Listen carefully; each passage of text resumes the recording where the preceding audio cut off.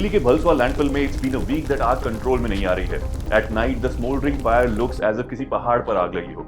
वैसे कचरे का पहाड़ ही तो है ये, 17 स्टोरी की बिल्डिंग से बड़ा कचरे का पहाड़ जो फैला हुआ है 50 फुटबॉल फील्ड जितने एरिया में। मतलब इमेजिन, सुप्रीम कोर्ट इस पहाड़ पर रेड वार्निंग लाइट्स लगाने को कह चुकी है to alert the passing airplanes, और अब ये कचरे का पहाड़ जल रहा है। पॉल्यूशन से आंखों में जलन, breathing problems, people in the nearby areas are reporting all these issues.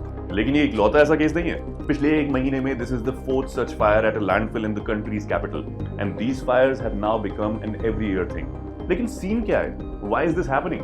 You know, ये भलसवा लैंडफिल जहां आग लगी है, it was supposed to be shut more than 10 years ago because ये कचरे से ओवरफ्लो कर रहा है। लेकिन बंद तो दूर, हर रोज more than 2300 tons of cities garbage is dumped here. Organic कचरा इस गार्बेज माउंटेन में सड़ता है और मीथेन गैस में तब्दील हो जाता है। इतनी गर्मी में इस मीथेन में आग लग जाती है। जैसे जैसे हर साल हीट वेव्स की फ्रीक्वेंसी बढ़ रही है, this problem is getting worse. Like Bhalswa में जो आग लगी है, this is one of the worst fires so far, going on for a week now. इस समय दिल्ली में 4 लैंडफिल हैं, जिनमें से 3 अपनी कैपेसिटी को 14-15 साल पहले ही क्रॉस कर चुके हैं। हर रोज दिल्ली करीब 11,000 metric tonne solid waste produce करती है, जिसमें से करीब 51% अनट्रीटेड वेस्ट सीधा इन लैंडफिल्स में डंप कर दिया जाता है। इन लैंडफिल्स में आग लगने से पॉल्यूशन की प्रॉब्लम तो अभी गर्मियों में हो रही है, लेकिन बिना आग लगे भी कचरे के सड़ने से मीथेन गैस एटमॉस्फेयर में मिलती है, एंड इट इज डेडली। इन जगहों के आसपास सांस लेना मुश्किल है। फिर water pollution, contamination of ground water and soil, people around these areas fall sick all the time. In landfills में कचरा डालने की परमिसिबल अपर लिमिट है 15 से 20 मीटर्स, लेकिन ओखला, गाजीपुर और भलसवा 40 मीटर को भी क्रॉस कर चुके हैं। 2018 में तेज बारिश होने से section of the garbage heap in Ghazipur collapsed. 2 लोग इसमें दब कर मर गए। कुछ दिन के लिए डंपिंग वाज स्टॉप्ड, बट फिर कोई ऑल्टरनेटिव तो था नहीं, तो authority started dumping here again. मतलब क्या इस गार्बेज प्रॉब्लम का कोई सॉल्यूशन नहीं है? As a case study let's look at Indore, जिसकी हालत भी कुछ साल पहले तक दिल्ली जैसी ही थी। कचरे से ओवरफ्लो करती landfill sites, and because of it dengue and viral fever outbreaks and worsening air quality.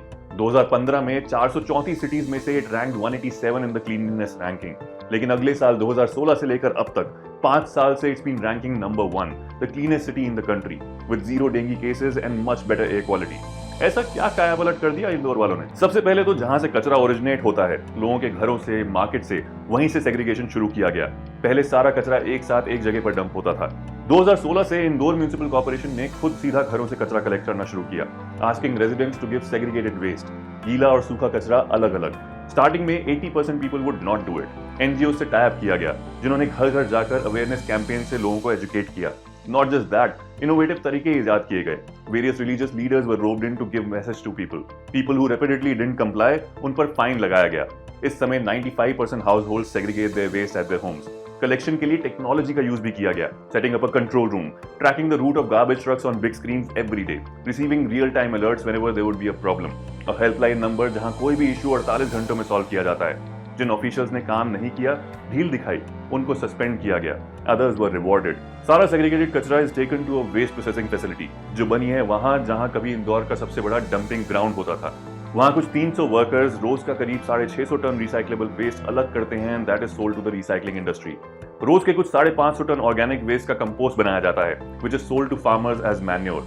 इसे फ्री में भी दिया जाता है। Farmers agree to transport the compost at their own cost. Non recyclable waste का इस्तेमाल होता है सीमेंट और रोड बनाने में। कंस्ट्रक्शन वेस्ट से ब्रिक्स और टाइल्स बनती हैं। फिर इंदौर का 56 दुकान एरिया, बिजिएस्ट लेन जहां खाने की फेमस दुकानें हैं। रोज यहां से कुछ 1.5 टन फूड वेस्ट निकलता है।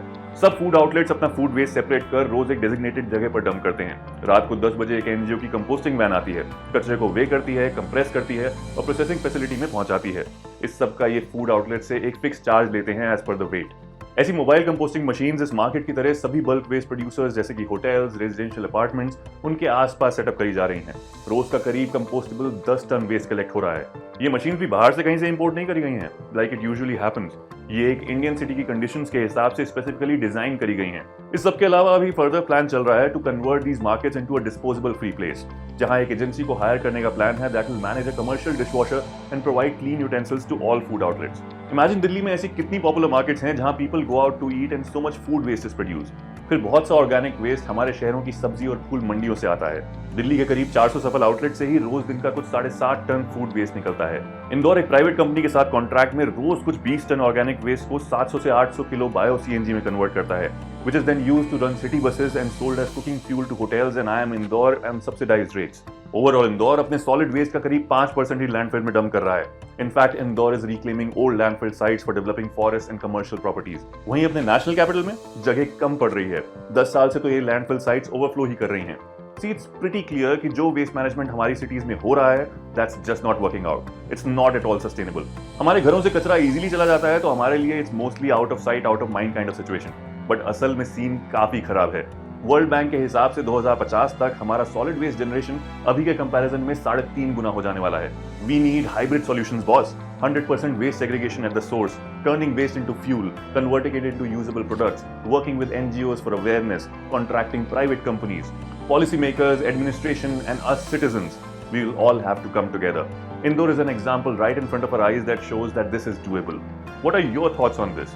Tell me in the comments below and like and share this video with as many people as possible.